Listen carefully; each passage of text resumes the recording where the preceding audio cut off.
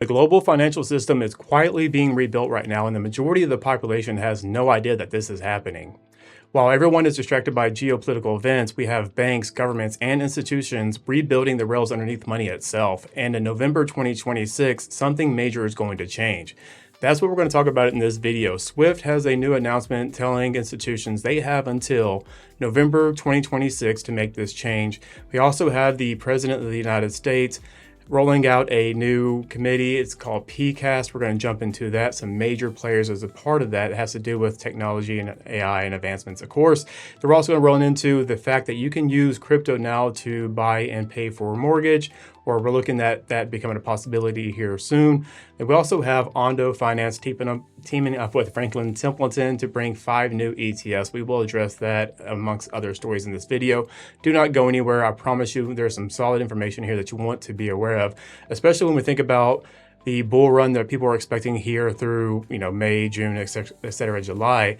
But I think there might be some indicators that we might be seeing something different at the back end of November 2026, rolling into 2027. We'll talk about all that, but let's go ahead and start with the first news stories, which is going to come from SWIFT.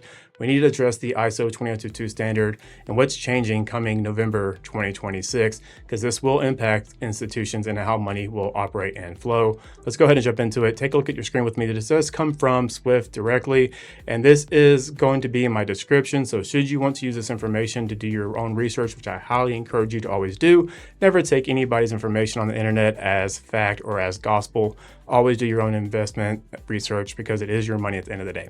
Let's go ahead and read the story. Let's check it out. What's going on here? We have ISO 20022 milestone for November 2026, unstructured addresses to be removed. This came out on March 25th, 2026.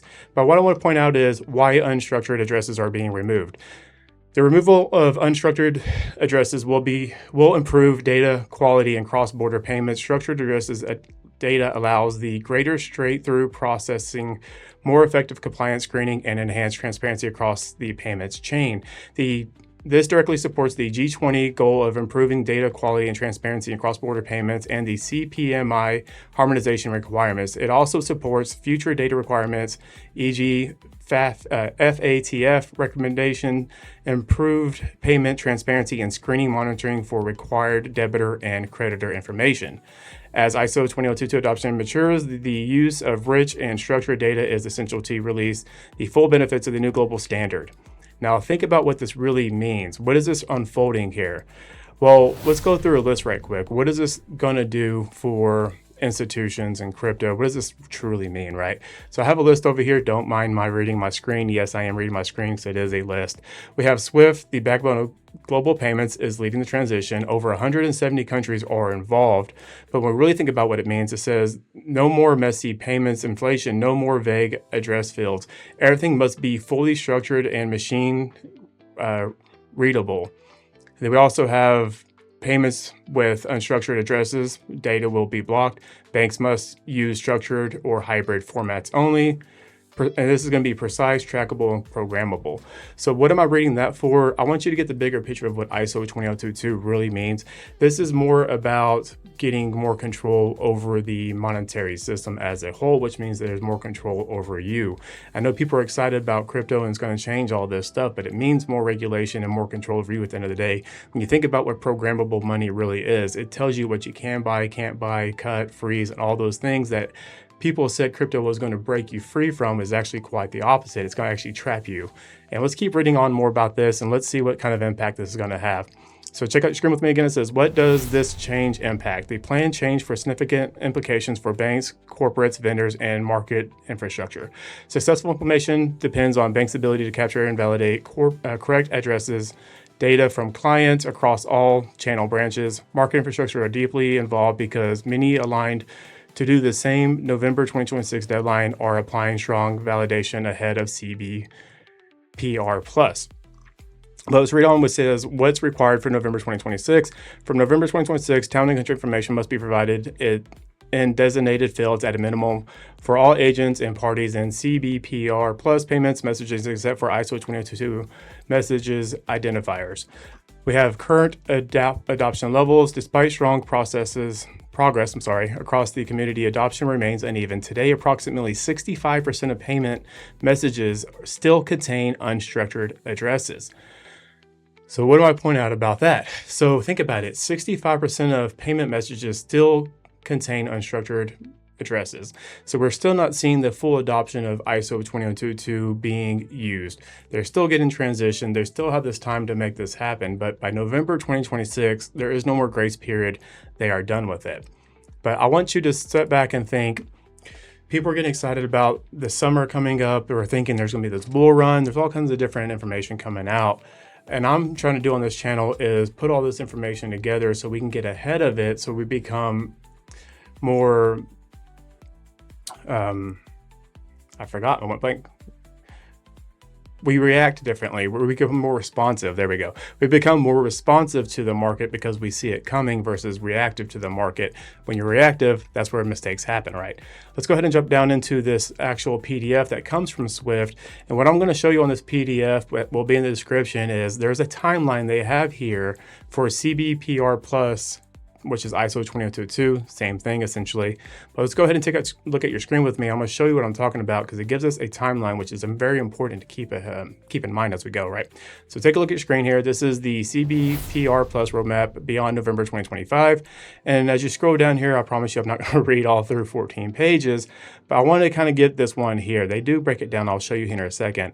But they have this timeline going through November 2029 and kind of beyond too. So 2030 is where a lot of people are thinking things are going to change. And if you think about the Agenda 2030, if you know about that, you know what I'm talking about. If you don't know about Agenda 2030, I highly suggest you do your research on it. But you'll see that we have a timeline going right here. We have instructions was November 2025. We have addresses 2026 and when that's due. E&I, which is going to be due on 2027. Initiation 2026 November. Then we have statements coming in at November 2028. MT 199/299 is going to be unfolding from November 2025 through November 2027. And as you see, we have checks, direct debit, and charges, and that's going to be rolling all the way through November 2028 and then also beyond through, I'm assuming, November 2030. And if you roll down through this PDF, they kind of break down what each one of those means and gives you a lot more of the technical information should you want to read that. All right, so we know about Swift going into ISO 20022 or CBPR Plus by November 2026. That is going to be a major change, and I think that's happening as we're getting ready to roll in 2027. I know 2026 has already been exciting, but I think 2027 is going to be a pretty interesting year to say the least. I don't want to say too much about it, but I think that's going to be a very interesting year for people that are paying attention to it. But let's move on to the next story, which is going to come from the White House or David Sachs. If you know who David Sachs is, the president put together a team called PCAST. So what is PCAST? Well, let me show you what PCAST is just in case you're not aware of this yet. So check it out. This comes from David Sachs. He did post this on March 25th, 2026 on X. Let's go ahead and see what it says here. It says, I am honored and grateful to be appointed by President Trump to the President's Council of Advisors of Science and Technology, or PCAST, and to be named the co-chair along with OSTP Director Michael, I can't say his last name.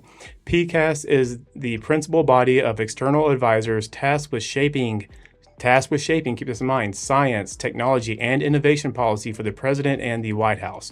13 of the world's most accomplished leaders in the science and technology will join us as the PCAST initial members. Together, we will make policy recommendations to ensure that America leads and wins in artificial intelligence and cutting-edge technologies, aka crypto, in my opinion. And we do have a list of names down here, which I'm not going to read them all right now, but look at this name right here. Very interesting, right? But let's break down those other names just in case anybody else doesn't know what these names are, because we have 13 members.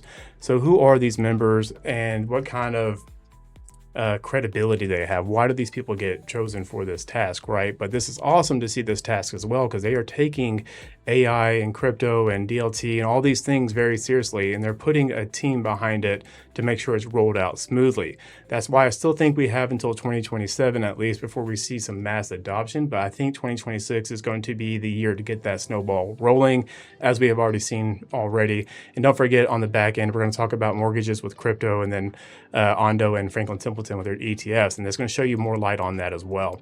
But let's go ahead and look at the names that David listed there. Let's give them the names and where they're currently at so you understand who these people are.